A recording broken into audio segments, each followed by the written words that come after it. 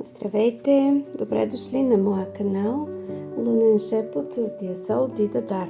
Днес ще направим едно четене за енергията в един близък период от време, какво ме очаква в близките няколко дни. Ще направим 3 варианта. Ще потърсим съвет от Таро Пустинни мечти. Картите Таро помагат да погледнете по-ясно в настоящето. Използват се за взимане на решения, самоанализ, ориентация в трудна ситуация. Не е нужно всеки път да вярвате в нещо, за да може то да бъде полезно и да действа.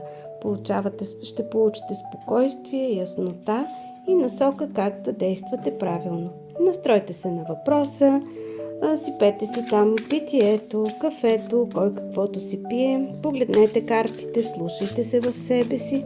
Ще ви дам време да изберете картата, която най-много ви резонира.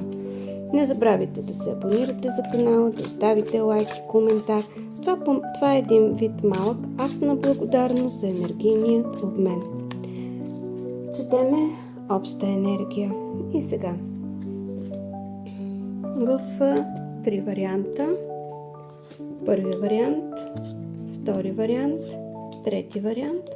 Обща енергия, съвет за всичките 3 варианта. И сега, за тези от вас, които настройте се и си изберете един от 3 варианта. Послушайте сърцето си и да видим какво ще ви каже Таро. Асо чаши е първия вариант, Отчелника е втория, Паш купи е третия вариант.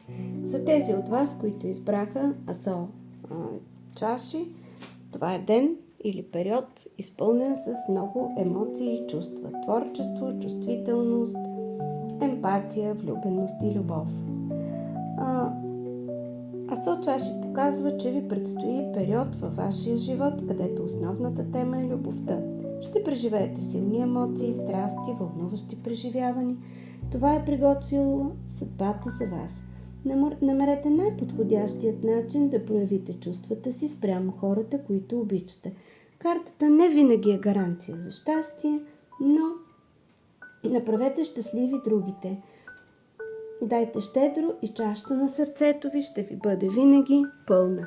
За тези от вас, които избраха вторият вариант, Отчелника, тук става въпрос, че човек трябва да обърне внимание на себе си, да се вгълби, да се фокусира, за да намери своята истина. Периода показва, че трябва да изучите себе си и да търсите смисъла на своето съществуване. Отдалечаването от светския шум и суета и ежедневни проблеми могат да почакат. Имате много вътрешна работа, която предстои да свършите. Запалете светлината на знанието вътре в себе си и ще виждате по-добре това, което е отвън.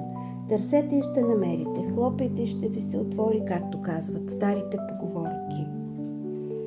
Съдбата може да ви изпрати също така и мъдър човек, който да ви помогне да откриете истината за себе си и за света, в който живеем. Не бързайте, няма нужда да бързате. Проблема, който имате или въпроса, който ви интересува или периода, ще се реши благоприятно за вас, само ако анализирате внимателно и се осветите вътре в себе си, преди да предприемете някакви действия. Послушайте вътрешния си глас. И за тези от вас, които избраха третия вариант, Паш чаши, ви чакат също така много ярки емоции. Може да срещнете млад човек, който да ви провокира да проявите чувствата си. Не сдържайте реакциите. Бъдете като децата. Правете това, което ви е на сърце и няма да сбъркате. Бъдете оптимисти. Дайте воля на мечтите си. Не се ограничавайте в изява на чувствата си. Това, което планирате да правите или постигате, ще отключи във вас порой от нови чувства и емоции. Картата може да се изтълкува и като покана, която трябва да отпратите или да получите съвсем скоро. Така, по съвета за всички, картата е 7 чаши. 7 чаши и за да не стигнем до леко недоволство в живота си, избирайте правилно. 7 чаши е карта на изключително много избори, някои от които правилни, други неправилни. Съвета на периода за вас е: вглеждайте се внимателно и избирайте правилно и с сърцето си. Както виждате, пада се период прекрасен, летен, с безкрайно много емоции, чувства и красота. Слушайте вътрешния си глас като най-общо за всички и избирайте правилно и със сърцето си.